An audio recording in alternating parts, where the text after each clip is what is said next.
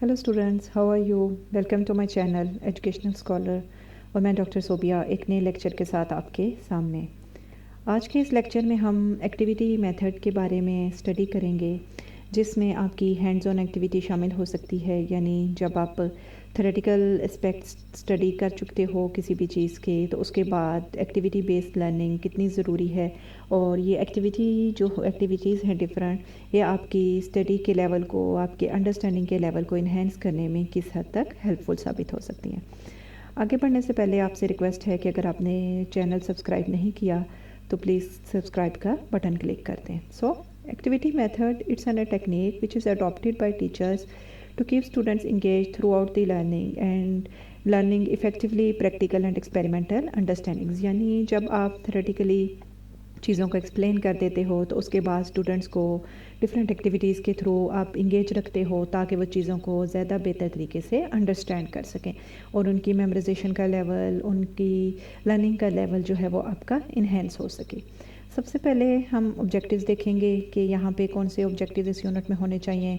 Nature, meaning and need of activity method, कि activity method क्यों ज़रूरी है, क्यों डिफरेंट काइंड्स ऑफ एक्टिविटीज़ जो हैं, और स्टूडेंट्स किन काइंड ऑफ एक्टिविटीज़ को कहाँ पे यूटिलाइज़ कर सकते हैं, एडवांटेजेस क्या हैं। और अगर नॉर्मल मेथड जो है, यानी जिसमें हम सिर्फ थ्योरेटिकल करते हैं, यानी वैसे ही सिंपल पढ़ते हैं, हैंड्स ऑन ट्रेनिंग वगैरह नहीं देखते, तो उससे ये बेहतर है या नहीं है। और लिमिटेशंस कौन सी हैं एक्टिविटीज़ मेथड के, या किस तरह से इस मेथड को हम देखेंगे कि डिफरेंट एक्टिविटीज़ के थ्रू किस तरह से लर्निंग को इन्हेंस किया जा सकता है।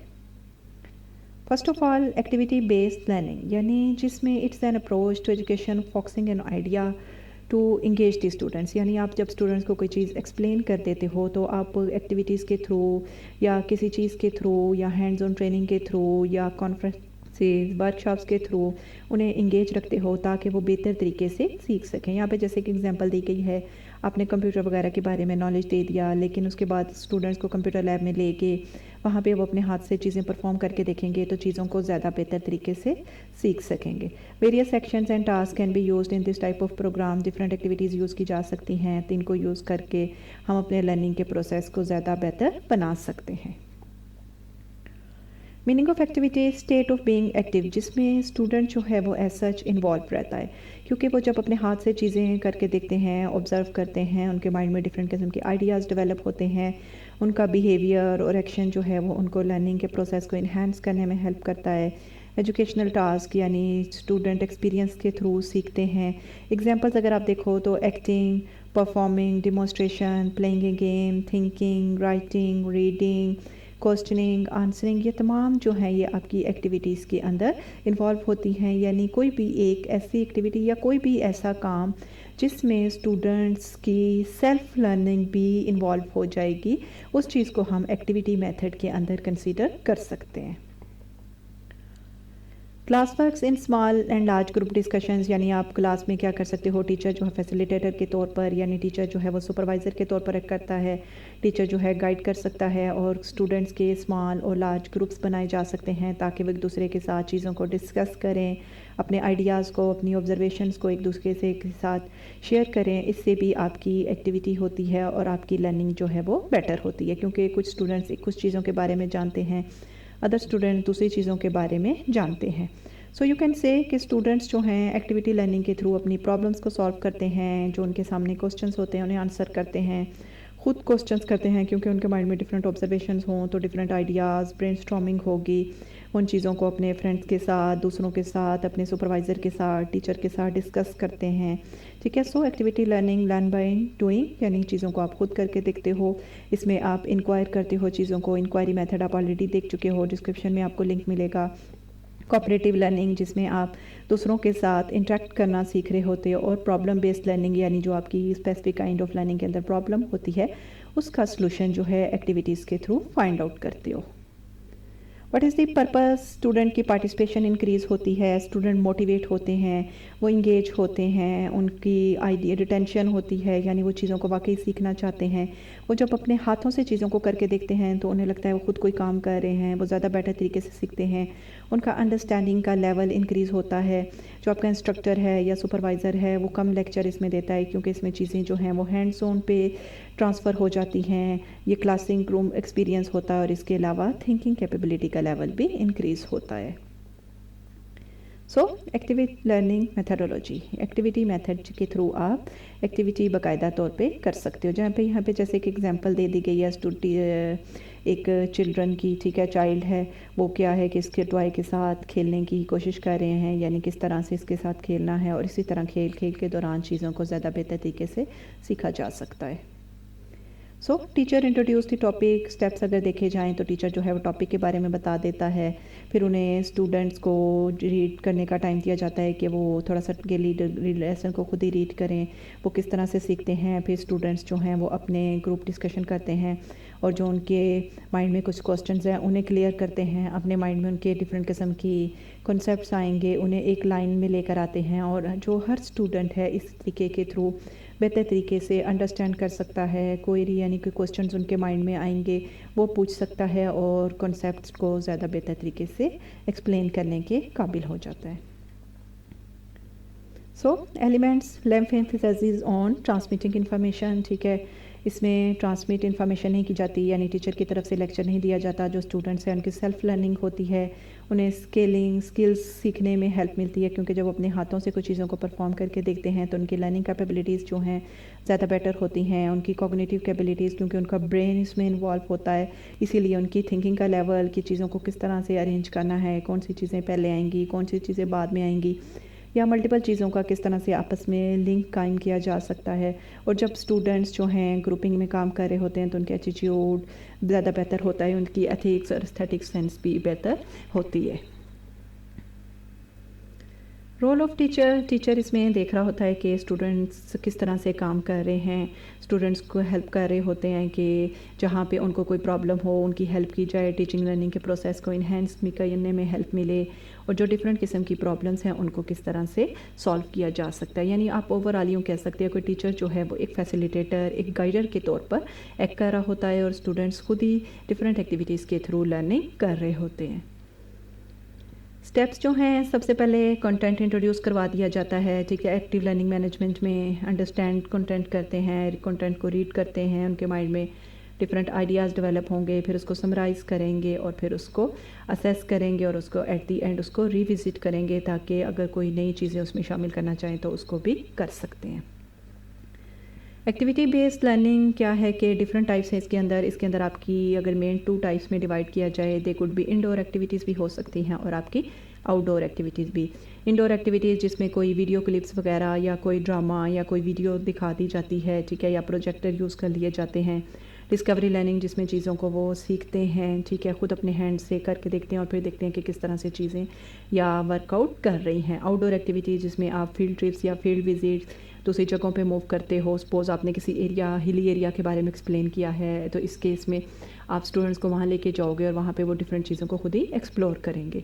इंडिविजुअल्स डिफरेंट पर्सन्स जो हैं वो भी इस एक्टिविटी बेस्ड लर्निंग को रिकमेंड कर रहे होते हैं अकॉर्डिंग टू जीन पियागर, ठीक है, जॉन ब्रूनर जिसने डिस्कवरी लर्निंग पे कैपेबिलिटी, हॉर्सबर्गर, टीबाग, ये तमाम जो हैं ये भी एक्टिविटी बेस्ड लर्निंग को सपोर्ट कर रहे हैं। डिफरेंट टाइप्स अगर देखी जाए, नंबर 1 ड्रामाटाइजेशन का मतलब है कि जो भी आपकी फॉर एग्जांपल नावल जो है उसे ड्रामा की एक फॉर्म दी जाए, क्योंकि ड्रामा जो है जिसमें जब स्टोरी की फॉर्म में एक चीज़ आपके सामने करैक्टर्स परफॉर्म कर रहे होते हैं तो वो चीज़ें आपके ऊपर ज़्यादा लॉन्ग लास्टिंग इफ़ेक्ट सोचती हैं। क्विज़, कम्पिटिटिव एक्टिविटीज़ के क्विज़ प्रोग्राम रख लिए जाएँ जिसमें थोड़ा से क्वेश्चंस को आंसर्स कर दिया जाए, इससे भी स्टूडेंट ज़्यादा बेहतर तरीके से सीखते हैं। ग्रुप डिस्कशन, स्मॉल या लार्ज ग्रुप्स बना लिए जाते हैं और स्टूडेंट्स जो हैं वो चीज़ों को आपस में डिस्कस कर रहे होते हैं, ठीक है। रोल प्ले यानी इसमें क्या है कि थिंग्स, पर्सन या करैक्टर्स के रोल्स जो हैं वो स्टूडेंट्स की तरफ से प्ले किए जाते हैं, तो इस तरह से चीज़ों को भी सीखना ज़्यादा आसान हो जाता है। ड्रामाटाइजेशन यूँ कह सकते हो कि theatre type kind of activity, यानी कोई जो आपका स्टोरी टाइप है उसे आप ड्रामा की फॉर्म में, वीडियो की फॉर्म में सामने कंस्ट्रक्ट करो। In history dramatisation means the reconstruction of an experience. For example के पास्ट में कोई वाक़या हो चुका है तो अभी अगर आप उसे सामने पुश कर गो, जैसे हिस्टोरिकल वार्स के बारे में, तो अगर आप उसकी वीडियो भी दिखा दोगे ड्रामाटाइज फॉर्म में या वीडियोज़ की दिखा दी जाए तो चीज़ें जो हैं वो ज़्यादा बेटर तरीके से आइडियाज़ या कॉन्सेप्ट्स डेवलपमेंट की फॉर्मेशन में हेल्प करते हैं। ठीक है, इसकी एडवांटेजेस क्या हैं? क्रिएटिविटी इन्हेंस होती है, स्टूडेंट ज़्यादा बेहतर तरीके से और नॉलेज को यूटिलाइज़ कर सकते हैं। स्टूडेंट्स जो हैं वो फॉर्मल वे से अदर यानी बुक्स से रीडिंग करना या चीज़ों को वैसे पैराग्राफ की फॉर्म में पढ़ने की बजाय जब वो इस तरह से वीडियो की फॉर्म में चीज़ों को सीखेंगे तो ज़्यादा बेटर तरीके से सीख सकते हैं और उनकी लर्निंग कैपेबिलिटी, उनका नॉलेज गेन करने की एक्टिविटी भी बेहतर होती है। डिसएडवांटेजेस क्या हैं? It's a time consuming. ठीक है, समटाइम्स कैसा भी हो सकता है कि अनकंट्रोल्ड फन एक्टिविटी हो सकती है। ठीक है, और समटाइम्स हो सकता है कि जिस तरह से पास्ट में वो एक्सपीरियंस किया गया था उस तरह से फ़र्दर उसको एक्सप्लोर नहीं किया गया या उस तरह से एक्सप्लेन नहीं किया गया, इनएक्टिंग हो जाता है, डिफ़िकल्ट इम्प्लीमेंटेशन, और इसके लिए मनी की भी रिक्वायरमेंट होती है यानी फाइनेंस की ज़रूरत होती है, बजट होना चाहिए, तभी आप किसी चीज़ को ड्रामाटाइज़ कर सकते हो। Different kind of educational games. ठीक है, यानी आप डिफरेंट एजुकेशनल गेम्स को जिसमें लर्निंग थ्रू एजुकेशन या लर्निंग थ्रू प्लेइंग जो आप करते हो, तो ये भी कॉन्सेप्ट्स की डेवलपमेंट की, कंटेंट की या किसी स्किल को गेन करने में आपको हेल्प करती है। जैसे छोटे बच्चों को अगर आप लर्निंग गैजेट्स दे दिए जाते हैं तो वो चीज़ों को ज़्यादा बेटर तरीके से लर्न कर सकते हैं as compared to others. Brainstorming group activity जिसमें आइडियाज़ बना दिए जाते हैं, एक चीज़ हर एक का अपना एक एक व्यू दिया जाता है। जब स्टूडेंट्स आपस में एक दूसरे के व्यूज़ को डिस्कस करते हैं तो उनके माइंड में multiple kind of ideas develop होंगे। प्रॉब्लम सॉल्विंग जिसमें वो ओवरऑल मिल के कॉन्सेप्ट्स की फॉर्मेशन करते हैं और किसी प्रॉब्लम को सॉल्व करना चाहते हैं। So brain storming, you brain जिसमें शामिल है, स्टॉर्मिंग में मल्टीपल। ठीक है, so you can say large और स्मॉल ग्रुप एक्टिविटीज़ के किसी टॉपिक पे जो स्टूडेंट्स हैं वो अपने आइडियाज़ को शेयर करेंगे और जब वो हर कोई अपनी अपनी ऑब्जर्वेशन को, अपने अपने कॉन्सेप्ट को डेवलप करेगा तो मल्टीपल आइडियाज़ उनके माइंड में आएंगे। एडवांटेजेस, लिसनिंग कैपेबिलिटी बेहतर होती है, क्रिएटिविटी बेहतर होती है क्योंकि उनके आइडिया में एक स्टूडेंट के माइंड में एक आइडिया है, सेकंड स्टूडेंट के माइंड में सेकंड आइडिया है, हो सकता है सेकंड आइडिया से फर्स्ट स्टूडेंट के माइंड में नई कोई चीज़ डेवलप हो जाए तो क्रिएटिविटी बेहतर होती है। स्टूडेंट्स इसमें फुली पार्टिसिपेट कर रहे होते हैं। ठीक है, नॉलेज एंड एक्सपीरियंस बेटर होता है, उनकी कॉपरेशन वैल्यू यानी एक दूसरे के साथ मिलकर किस तरह से काम करना है ये चीज़ बेटर होती है और जो एक आइडिया है वो मल्टीपल आइडियाज़ की फार्मूलेशन में हेल्प कर सकता है। डिसएडवांटेजेस, अनफोकस्ड यानी समटाइम्स क्या होता है कि टॉपिक से डाइवर्ट भी हो सकते हैं और इसकी लिमिटेड होना ज़रूरी है, यानी ये नहीं कि बहुत ज़्यादा टाइम पीरियड के लिए आप एक ही टॉपिक को सिलेक्ट कर लो। ठीक है, वैल्यू टू दी स्टूडेंट्स जहाँ पे जो भी स्टूडेंट्स अपने अपने आइडियाज़ दे रहे हैं, ठीक है, उस चीज़ को माइंड रखिए, ये नहीं कि एक के आइडिया को आप ठीक जो भी कह रहे हैं वो आइडियाज़ ठीक हैं, दूसरा जी आप इतने मैच्योर नहीं हो तो आपके आइडियाज़ को हम नहीं देख सकते।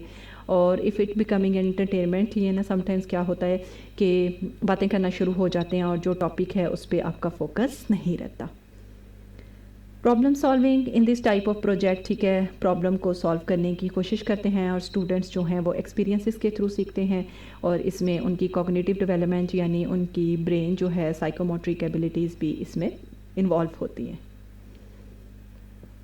डिबेट्स, ठीक है, जिसमें स्टूडेंट्स जो हैं डिस्कशन के थ्रू यानी किसी टॉपिक के बारे में पहले एक जो है उसके साथ बारे में बोल रहा होगा, एक जो है उसके अगेंस्ट बोल रहा होगा, तो जो मल्टीपल आइडियाज़ हैं या जो मल्टीपल कॉन्सेप्ट्स हैं वो एक दूसरे के सामने आते हैं। डिस्कवरी लर्निंग जिसमें वो खुद एक्सपेरिमेंट्स करके और चीज़ों को एक्सप्लोर करने की कोशिश करते हैं। प्रोजेक्ट जिसमें एक कोई पर्टिकुलर एक्टिविटी और उसके लिए एक स्पेसिफिक काइंड ऑफ टाइम दे दिया जाता है और स्टूडेंट्स उस स्पेसिफिक टाइम के अंदर उन गोल्स को, उन ऑब्जेक्टिव्स को अचीव करने के लिए चीज़ों को इन्वेस्टिगेट करते हैं और जो प्रॉब्लम्स के सलूशन हैं उन्हें फाइंड आउट करते हैं। फील्ड वर्क जिसमें स्टूडेंट्स जो हैं वो आउटसाइड जाते हैं और चीज़ों के बारे में इंफॉर्मेशन करते हैं। एक्सपेरिमेंटेशन जिसमें आपकी मल्टीपल किस्म के एक्सपेरिमेंट्स जो हैं और मोस्टली इसमें लेबॉर्ट्री इन्वॉल्व होती है। लेबॉर्ट्री के अंदर वो एक्सपेरिमेंट्स को परफॉर्म करके देख रहे होते हैं। कंसेप्ट मैपिंग जिसमें वो डिफरेंट कंसेप्ट्स को with most inclusive general concepts को लेके और उनको एक पिक्चर की फॉर्म में या डिफरेंट किस्म की एविएट्स को यूज़ करते हुए डिफरेंट चीज़ों को एक्सप्लेन कर रहे होते हैं। Why do we need activity based learning, क्योंकि इससे स्टूडेंट्स जो हैं वो ना सिर्फ क्लासरूम के अंदर बल्कि अपनी इर्द गिर्द के इन्वायरमेंट के बारे में भी ज़्यादा बेहतर तरीके से जान सकते हैं। उनके एथिकल वैल्यूज़, उनकी एस्थेटिक सेंस बेहतर होती है, उनकी सोशल इंट्रैक्शन बेहतर होता है, वो एक्टिवली इसमें पार्टिसिपेट होते हैं। ठीक है, और जो कुछ जब वो कोई सेल्फ इन्वॉल्व होके वो चीज़ों को सीखते हैं तो ये ऐसी स्टडी जो है वो ज़्यादा बेटर तरीके से या देर पा तक के लिए उनके माइंड्स पे असर छोड़ती है। हाउ डू वी ऑर्गेनाइज़, यानी गोल्स आपको पहले पता होने चाहिए। इसमें लर्नर्स की जो मेंटल कैपेबिलिटीज़ हैं वो भी इसमें इन्वॉल्व होती हैं। टाइम जो है वो एक स्पेसिफिक हो जाना चाहिए कि हमने इस स्पेसिफिक पीरियड ऑफ टाइम के अंदर इन एक्टिविटीज़ को परफॉर्म करना है।